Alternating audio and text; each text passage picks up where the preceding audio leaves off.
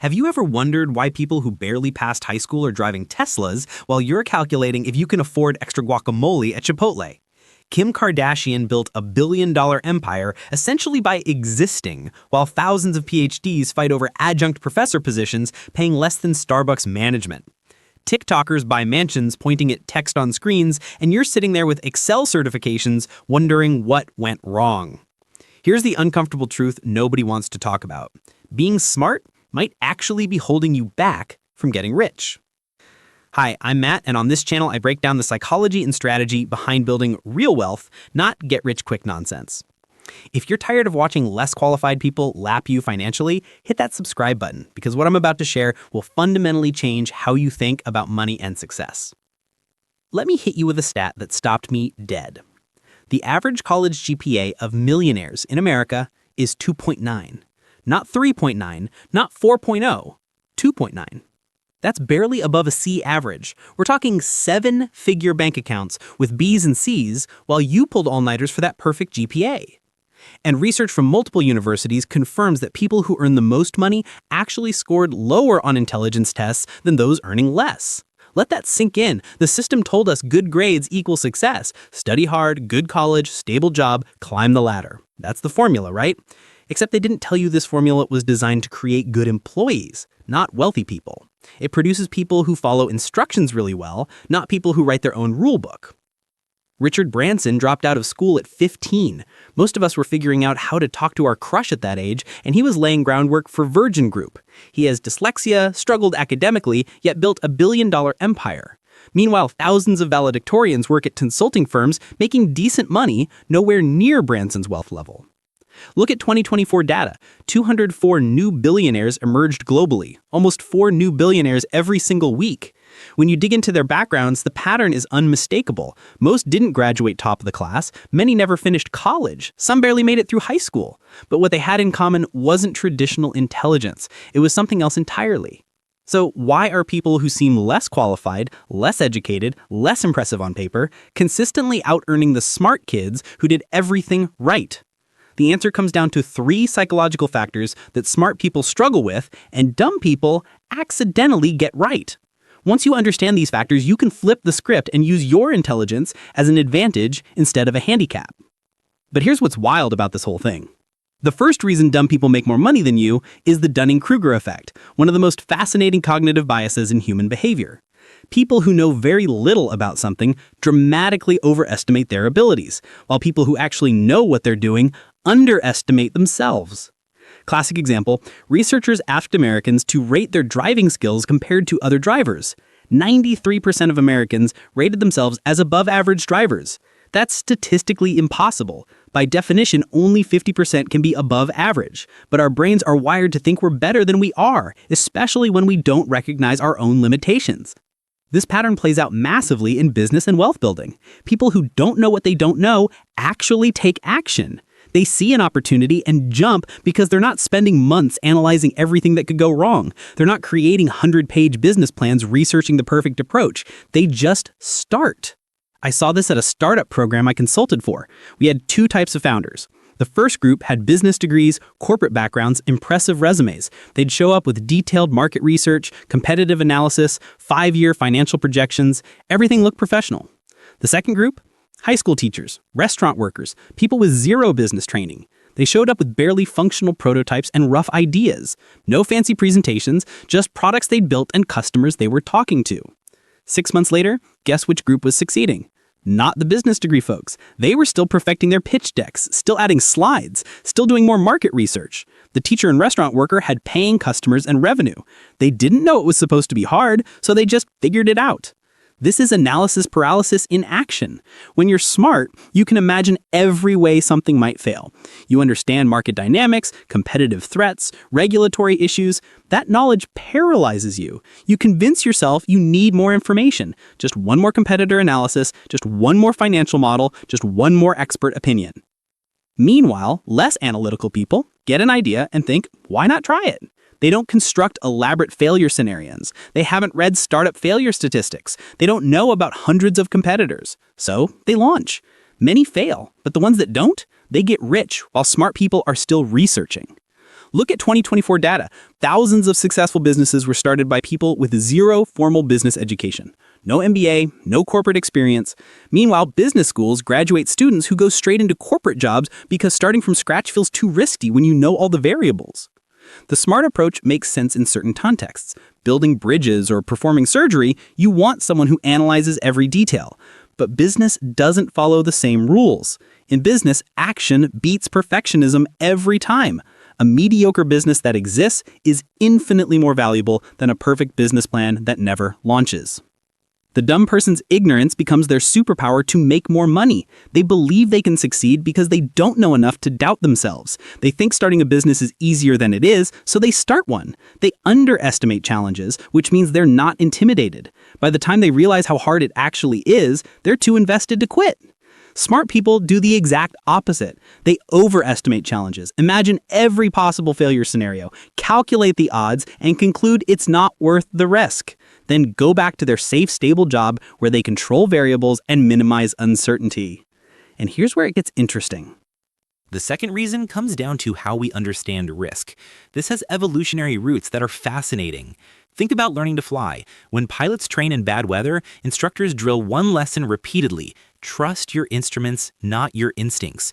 In clouds with zero visibility, your brain lies to you. Your senses say you're flying level when you're actually in a deadly spiral. Pilots who trust feelings instead of instruments crash. Smart people are trained to trust their analytical abilities, to calculate risk carefully. That works in stable environments. But wealth creation isn't stable. It's flying through clouds, and smart people's instinct to carefully analyze risk becomes a liability. Evolution wired us to overestimate threats. Ancestors who assumed danger survived. Optimists who dismissed warnings didn't make it. Today, smart people still carry this hardwiring. When they see opportunity, their brain jumps to worst-case scenarios: financial ruin, public embarrassment, career suicide. But we're not avoiding predators anymore. In modern business, worst-case scenario isn't death. Maybe you lose money, maybe waste time, maybe people judge you. But you're not fighting for survival. The stakes are different, yet our brains haven't updated. Research proves this. Scientists gave high IQ individuals hypothetical risk scenarios. In controlled settings, smart people said they'd take bold chances, but when real money was involved, their boldness vanished. They became conservative. The dumb person doesn't have this problem. They underestimate risk. They see starting a business and think, how hard can it be? They don't construct failure scenarios, so they quit their job, drain savings, go all in on ideas that smart people rejected. Look at billionaire data from 2024. Billionaire wealth grew by $2 trillion in 1 year. When you look at how these people built wealth, same pattern over and over. They took risks that conventional wisdom said were crazy. That's how they made more money. Steve Jobs left a stable position to start a computer company in his parents' garage. Everyone thought he was insane. Jeff Bezos left a cushy Wall Street job to sell books online. His boss literally tried talking him out of it because it seemed like such a terrible decision. Elon Musk took the money he made from PayPal and poured it into two industries with massive failure rates: electric cars and private spaceflight. Any financial advisor would have told him he was throwing his money away.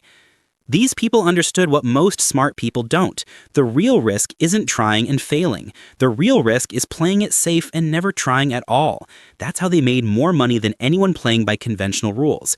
When you play safe, you guarantee mediocrity. You guarantee decent salary, decent life, retire at 65 with enough money to not be broke, but not enough to be free. Smart people get paralyzed by their understanding. They can model out all failure scenarios, know the statistics, read about thousands of businesses failing every year, so they make what feels like the rational choice: stay in comfortable job, collect comfortable paycheck, wonder why they never break through. The pattern is clear. Smart people treat business risk like flying blind without instruments. Dumb people treat it like an adventure. In our modern world, the dumb approach wins. But this still isn't the biggest factor. The third reason is that smart people are absolutely terrified of looking stupid. This fear is like a financial anchor around their neck. Here's what happens to smart kids growing up. They get praised for being smart. Teachers love them. Parents brag. Their whole identity wraps up in being the smart one. That creates a psychological trap that's hard to escape. When your self-image is built on being intelligent and always having the right answer, failing publicly becomes terrifying. If you're supposed to be the smart one and you start a business that fails, what does that say about you? It means you're not actually that smart. Everyone was wrong. That identity you built your whole life around was a lie. So, smart people avoid situations where they might fail visibly. They stick to things they're already good at, choose career paths where success is more predictable, play in spaces where intelligence gives clear advantage. Starting a business, taking big risk, putting yourself out there, that's unpredictable, uncertain, a situation where intelligence alone might not be enough, and failure would be public and obvious. Research studied this. Scientists looked at kids constantly praised for being smart versus kids praised for working hard. Smart kids avoided challenges later in life because they were afraid of damaging their smart identity. If a task looked difficult, they wouldn't even try because failing would threaten their self-image. Kids praised for effort, they sought out challenges, weren't afraid of failure because their identity wasn't tied to always being right. They could fail, learn, try again without it shattering their sense of self. You see this exact pattern in wealth building. The person who wasn't the smart kid has nothing to prove. They've been underestimated their whole life. When dumb people make more money, nobody's shocked. People already think they won't amount to much. When they try and fail, it's not shocking. No reputation to damage, all upside. But the smart kid turned adult, everything to lose. Decades building this reputation as the intelligent one, the person with it figured out. Failing at a business venture becomes unthinkable because it contradicts everything people believe about them. Think about learning to swim. If you stay in the shallow end where your feet touch bottom, it feels safe. But you're not learning to swim. You're learning to stand in water. To actually swim, you go to the deep end where you might struggle, might look awkward, might need help. That vulnerability is where growth happens. Smart people spend careers in the shallow end, take on challenges they know they can handle, stay in their lane, wonder why they're not growing. Dumb people jump into the deep end without thinking. They struggle. They look awkward, but they're building real capability. Eventually, they develop strength that smart people never attempt to build. Look at Elon Musk. Before becoming the richest person on Earth, he had multiple very public failures. First company struggled, got kicked out of PayPal as CEO. Tesla was on bankruptcy's verge multiple times. SpaceX's first 3 rocket launches exploded. If he cared about looking stupid, about public failure, he would have quit after the first major setback. But he didn't. Now he's worth hundreds of billions of dollars, while people who never risked looking foolish work 9-to-5s wondering where he found courage. We're halfway through, and if you're still watching, you're already ahead of most people because you're willing to question conventional wisdom about intelligence and success. Understanding the problem is only half the battle. The real question is what you actually do about this. Because you can't just become dumb. Your intelligence isn't going away. You wouldn't want it to. The goal isn't removing analytical abilities. The goal is leveraging them differently. So let's talk about what you can actually do today. First thing you need is what I call the done mindset.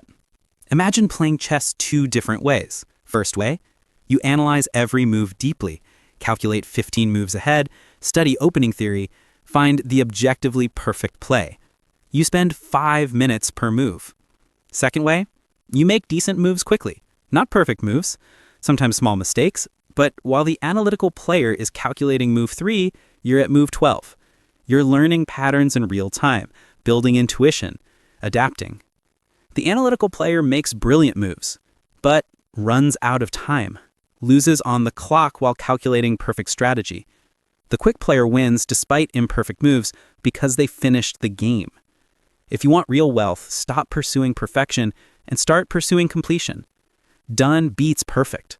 A business generating revenue with obvious flaws beats a brilliant concept that never launches. Think about platforms you use daily. Facebook wasn't perfect at launch. Instagram had bugs. YouTube's early quality was terrible. But they launched, got users, gathered feedback, improved. If Zuckerberg waited for perfection, we'd still use MySpace. Second thing, find your comparative advantage. Not everyone should be an entrepreneur. That's important to acknowledge. Entrepreneurship requires specific personality, specific risk tolerance, specific thinking. If that's not you, forcing yourself creates misery. But that doesn't mean you can't make more money and get rich. Financial success is identifying what you do better than most people and focusing intensely on that. Finding where your natural abilities create advantage and leveraging it. Here's where intelligence becomes advantage instead of handicap. Smart people excel at pattern recognition. They spot opportunities others miss, identify inefficiencies, learn complex skills faster. The mistake is applying these to paths that don't match personality. You see tech startups creating wealth, so you force yourself into that world despite hating coding. You read about real estate, so you buy properties despite hating property management. Instead, examine where you naturally excel. What do people seek you out for? What feels easy to you that others find hard? That's your comparative advantage. That's where you build wealth. Third thing, choose your pain. When you face a decision between two paths with downsides, ask yourself which pain you can live with long term. Staying in your comfortable job has pain cost. You'll experience stagnation, wondering what could have been, watching others succeed while you stayed safe. Leaving to pursue something new has pain cost, uncertainty, potential failure, judgment from people who think you're making a mistake. Both lead to pain. The question isn't avoiding pain. The question is, which pain is tolerable? Which won't haunt you later? For most smart people, the pain of staying put ends up far worse than pain of trying something new. Dumb people don't overthink this. They feel stuck, try something different, sometimes it works, and sometimes doesn't, but at least they're moving. They're not paralyzed by what if. They're discovering through experience. And that brings me to what this really comes down to. The fundamental difference between smart people who stay broke and dumb people who get rich isn't actually about intelligence. It's about relationship with failure. Dumb people fail constantly, try things that don't work, make avoidable mistakes, waste time and money on ideas that go nowhere, but they don't interpret failures the same way smart people do. When a smart person fails, it feels like evidence that they're not actually that smart, threatens their identity, makes them question themselves. So they avoid situations where failure is likely. When a dumb person fails, it's just Tuesday, not a referendum on their intelligence or worth, just a thing that happened. So they try again and again. Eventually something works. The wealth data makes this crystal clear. In 2024, there were over 3,000 billionaires globally, with combined wealth of $16.1 trillion. The vast majority failed multiple times before they succeeded. The self-made ones who built something from nothing, they all have failure stories. Lots of them. What they don't have is fear of failure that paralyzes smart people. They don't see failure as permanent statement about who they are. They see it as feedback, information, a stepping stone to figuring out what actually works. That's the real unfair truth. Being smart only helps you get rich if you can detach intelligence from ego. If you can be smart enough to learn quickly, but dumb enough to try things that might not work. If you can analyze opportunities without analyzing them to death. If you can make plans without letting plans prevent action. The people making money right now, ones building wealth while you're still planning, they're not smarter than you.